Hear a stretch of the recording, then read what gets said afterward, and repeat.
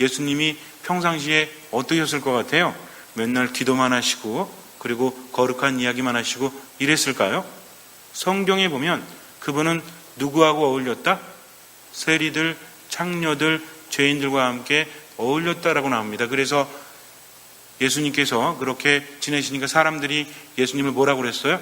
목포의 술꾼이라고 했죠. 그러니까 예수님이 뭐 하셨다?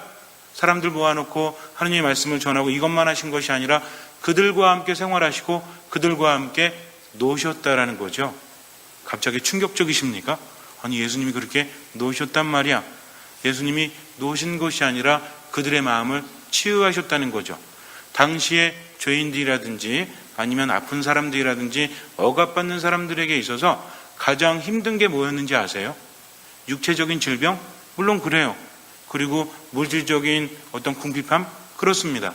그러나 그들에게 있어서 가장 견디기 힘든 건 뭐냐면 하느님께로부터 버림받았다. 앞으로에 대한 희망이 없다는 거죠. 그런데 예수님은 어떤 분이셨죠? 그분은 하느님의 권능을 지닌 무엇을 행하시는 분? 기적을 행하시는 분. 그분 앞에만 서면 너무나 행복해져요. 내가 세상 근심 걱정 속에 쌓여 살다가 정말 나도 모르게 걱정하고 나도 모르게 근심하는 거 아닙니까? 여러분도 혹시나 근심이나 걱정을 취미생활로 즐기세요? 그렇지 않죠? 지금 내가 아무리 걱정한다고 할지라도 해결되지 않는다는 것을 압니까 모릅니까? 알고 있죠? 그런데도 근심 속으로 빠져든다는 거죠. 아무리 그냥 잠을 좀 자려고 해도 잠을 자지 않고 불면의 밤을 지새우는 경우도 많지 않습니까? 근데 누구 앞에만 가면 그분 말씀만 들으면 마음이 편안해지고 쉴 수가 있어요. 그러니 그분 앞에 머물고 싶죠. 근데 그분이 또 손을 뻗쳐주시고 더군다나 그분은 어떤 분이십니까? 내 영혼을 편안하게 하시는 말씀뿐만 아니라 희망의 말씀을 하신다는 거죠. 왜? 그분이 함께 어울리기 때문입니다. 원래 부정한 사람들은, 죄인들은 정한 사람들, 일반 사람들과 어울리면 안 되죠? 왜? 어울리면 그들도 부정해지기 때문에 그래요. 근데 예수님은 기적을 행하시는 분이기 때문에 사람들이 그분을 누구라고 합니까? 하느님께서 보내신 예언자다. 또 어떤 사람은 그분은 메시아다. 그렇게 대단한 분이 우리하고 함께 한잔하시고 우리하고 함께 밥도 드시고 농담 따먹기도 하시고 좋은 말씀 전해주시니까 함께하는 것만으로도 뭐가 생겨요? 하느님께로부터 온 분이 우리와 함께 한다면 우리도 이제 그분 안에서 구원받을 수 있겠구나. 우리도 하느님의 사랑 안에 머물 수 있겠구나 하면서 마음과 정신과 영혼이 치유되고 힘이 생길 수밖에 없다는 거죠. 이것이 바로 예수님께서 그들에게 주셨던, 그들과 함께 하셨던 가장 큰 것이죠. 그냥 아픈 사람 자 치유해 주시고 말씀만 전해 주시고 혼자 살아가신 것이 아니라 그들과 함께 살면서 그들을 치유하시고 생기를 주셨다는 거죠. 그러면서 끊임없이 뭐라고 말씀하십니까? 사랑한다는 당신의 메시지를 전해 주시죠. 우리가 하느님의 사랑을 보통 무슨 사랑이라고 그래요? 플라토닉 러브, 에로스, 그리고 또 뭐 있어요? 아가페라고 있죠. 그래서 우리가 하느님의 사랑은 어떤 사랑이다? 아가페적인 사랑이다. 아가페적인 사랑은 뭐예요? 아가를 막 패는 거예요. 죄송합니다. 썰렁하게 해서. 아가페는 뭡니까? 조건이 없는 사랑이라는 거죠. 그런데 우리는 가끔 마음으로 힘들어하는 이유가 뭐냐면 내가 죄가 많으니까, 내가 기도 생활 열심히 하지 않으니까, 내가 신앙이 별로 없으니까 하느님께서 벌 주시는 거 아닌가? 하느님께서 나에게 은총을 안 주시는 거 아닌가? 라고 착각을 한다는 거죠. 하느님의 사랑은 아가페적인 사랑이다. 조건이 없다라고 했습니다.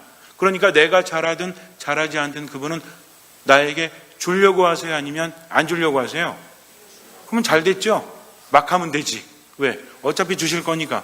이게 다르다는 겁니다.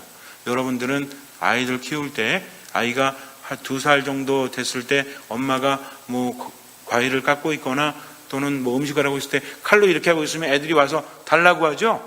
그러면 줘요? 뜨거운 물 펄펄 끓고 있는데 애들이 막 다가가요. 그러면 엄마가 어떻게 해요? 가지 못하게 하죠? 근데 애는 자꾸 어떻게 하려고 그래? 가려고 합니다. 근데 엄마는 자꾸만 막죠? 애가 울고 막 이렇게 땡깡 부려도 엄마는 아이에게 칼을 줄 수 없어요. 뜨거운 것을 만지게 할 수 없습니다. 왜? 아이에게 해가 되기 때문이죠. 정말 중요한 게 뭔지 아십니까? 내가 바라는 것을 받기 위해서는 하느님이 변하셔야 되는 것이 아니라 내가 변해야 한다는 거죠. 주고 싶지만, 너무나 주고 싶은데 주지 못하는 심정 아십니까? 우리는요, 너무나 받고 싶은데 받지 못하니까 속상해하죠. 하느님은요, 우리에게 주실 능력이 있으세요. 그런데도 주지 못하는 사랑, 여기에 대해서 이해하시기 바랍니다. 그러면 우리는 하느님 안에 머물면서 모든 것을 맡기고 점점 용량이 커져요. 그릇이 커지니까 하느님께 받을 수밖에 없다는 겁니다. 근데 내 자신은 생각하지 않고 왜 안 주시나 이것만 생각하니까 신앙생활이 힘들어지죠. 우리는 무엇을 원합니까? 주님께 물질적인 것을 원하고 내가 원하는 것을 그분께 달라고 하지만 그분은 우리에게 뭘 주세요? 원하는 것이 아니라 필요한 것을 먼저 주신다는 거죠. 그 다음에 내가 원하는 것도 얻을 수 있다는 것입니다. 오늘 복음을 보면 예수님께서 제자들과 함께 굉장히 바쁘세요.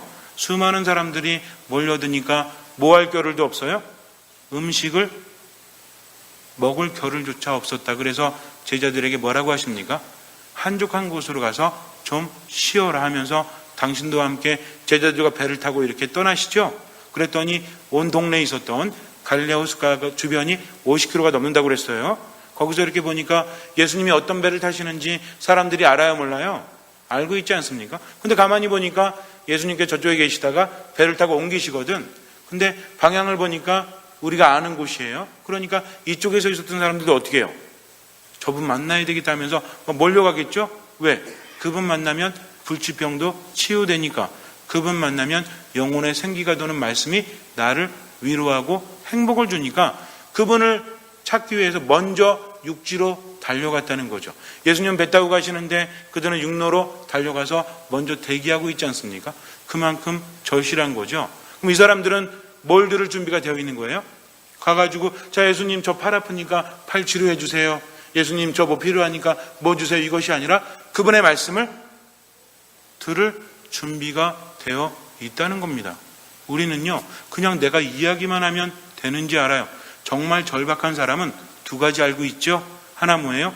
예수님은 나를 나보다도 더 사랑하신다. 두 번째는 나를 나보다도 더 잘 아신다. 그러니까 내가 청하는 거를 아십니까? 모르십니까? 아신다는 거죠. 그러니까 나는 뭐만 하면 돼요? 그분께 맡기고 말씀을 듣기만 하면 되는 거죠. 근데 문제는 뭐냐면 우리는 절실하게 청한다라고 하지만 듣지를 않아. 그러니 준비가 되지 않고 뭐가 생기지 않아요? 믿음은 어디서 온다고 그랬죠? 들으면서 온다고 그랬습니다. 들으면 무엇으로 이루어졌다? 그리스도의 말씀으로. 말씀을 듣지 않으니까 뭐가 생기지 않아? 믿음이 생기지 않죠? 믿음이 생기지 않으니까 뭐가 일어나지? 기적이 일어나지 않는 겁니다. 굉장히 간단한 도시이거든요. 근데 우리는요, 절실함을 내가 지금 뭔가를 원하는 것과 착각하고 있어요. 진짜 절실한 사람은요, 그분께 맡길 수밖에 없어요. 다 알아서 하십시오. 당신에게 그런 능력이 있으니까 하면서 온전히 맡기는 게 절실한 거지. 툭하면 이야기하고 툭하면 반기를 들고 이건 아직 정신을 우리 보통 그러죠. 야, 네가 정말 절실하면 나한테 와서 그냥 어떻게 합니까? 우리 어떻게 해요? 정말 절실한 사람이 자기 병을 고칠 수 있는 분은 예수님 분이 없다고 하니까 와서 어떻게 해요? 어제 예수님 웬만하면 좀 치료 좀 해주시죠 이래요? 그분 앞에 완전히 엎드리죠? 엎드렸다는 것은 무슨 의미입니까? 복종의 의미입니다. 모든 것을 당신께 맡깁니다. 알아서 하십시오. 이러면서 믿음을 보이니까 예수님께서 뭐라 그래요? 야, 너 진짜 아무리 병 고치고 싶어도 어떻게 아무 데서나 넙죽넙죽 무릎을 꿇고 좀 심하지 않냐? 이렇게 말씀하세요. 너의 믿음이 너를 구원하였다. 비록 창피할지라도 사람들이 욕할지라도 당신께 맡겼습니다. 당신은 저의 주님이십니다. 하니까 내가 무릎을 꿇는 것도 행복한 거죠. 내가 그분 앞에 부복하는 것도 감사할 뿐입니다. 그러니까 예수님께서는 너의 믿음이 너를 구원하였다 라고 말씀을 하세요. 자, 사람들이 몰려드니까 예수님은 쉬려고 가셨는데 또 몰려드니까 함께 있었던 제자들은 어땠을까요? 짜증나지. 왜? 여러분 한번 생각해 보세요. 아르바이트 하는데 6시면 끝나. 근데 5시 58분에 손님이 들어오네. 그럼 어때요? 안녕하십니까 고객님 하지만 2분만 지나면 나 퇴근할 수 있는데 이 지읒, 시읒 손님 때문에, 진상 손님이라고 하죠. 30분 늦게 퇴근하는데 수당도 없어. 그러면 짜증이 날까요, 안 날까요? 날 수밖에 없어요. 제자들 하루 종일 굶어가지고 배고파 죽겠는데 쉬지도 못하고 또 몰려드는 거죠. 그러니 얼마나 기가 막힙니까? 짜증이 나서 예수님 딱 보니까 예수님 눈빛이 어때? 눈빛이 자기들은 짜증스러운 눈빛인데 예수님은 그들을 보면서 어떻게 하십니까? 목자 없는 양들처럼 기가 꺾인 모습을 보고 측은한 마음이 드시죠?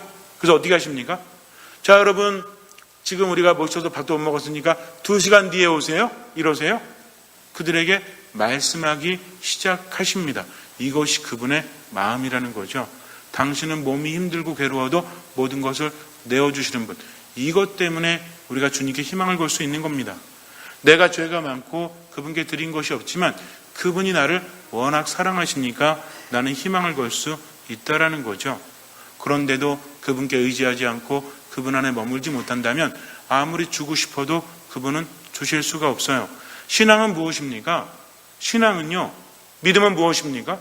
우리 이미 알고 있죠? 나는 믿는다라고 말할 때는 어원이 뭐라고 그랬죠? 나의 심장을 하느님께 드리는 게 믿음이다. 그런데 내가 객관적으로 나를 볼 때 나는 정말 하느님께로부터 받을 만한 믿음을 가지고 있습니까? 주고 싶으신데 주지 못하시는 그분의 마음을 헤아리신다면 예수님 더 이상 아프게 하지 마세요.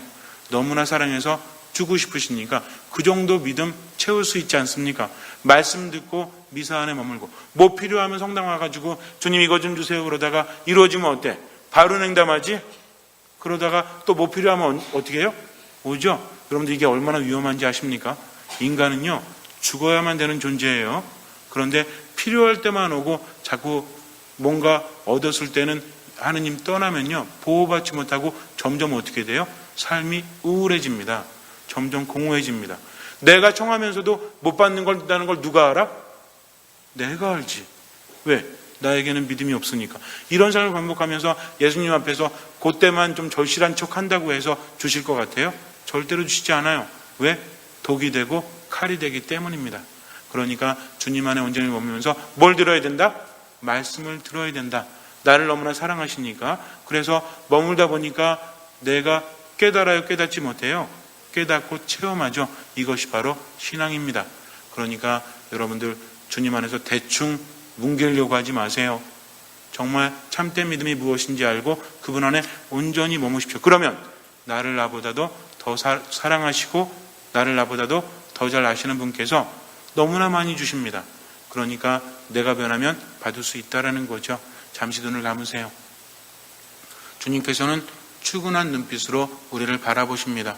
너무나 사랑하세요. 주고 싶어서 안달이 나셨습니다. 그러니 말씀 안에 온전히 머무십시오. 내가 원하는 것 말씀드리지 말고요. 그냥 모든 거 맡기세요. 그러면 그분은 더 좋은 것으로 우리를 채워주십니다.